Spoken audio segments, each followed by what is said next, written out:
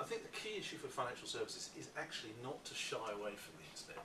We put up all sorts of barriers to avoid getting involved with this stuff. The C word being number one, compliance, and yet if you take the trouble to learn about social media, you'll very soon discover that in actual fact, social media is a compliance manager's dream because of what you should do and what you shouldn't do within social media.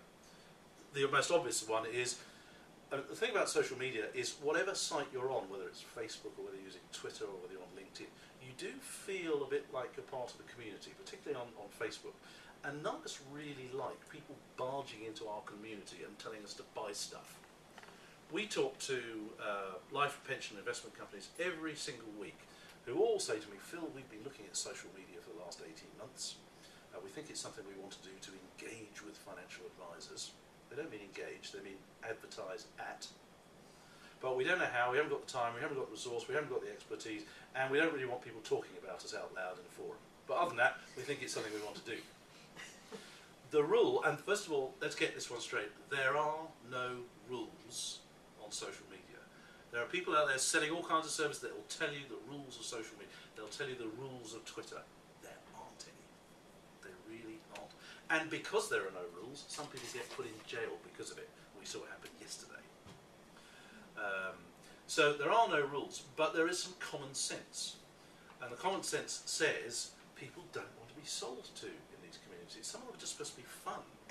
So when a financial services provider comes to us and they say they want to engage with IFAs, I have to kind of say, how do you plan to do that? So, well, we'd like to put banner ads on there. No, you don't.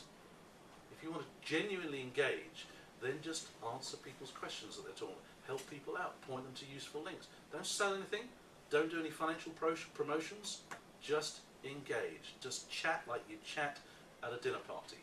And a chat at a dinner party between a financial advisor and someone else is not a regulated activity.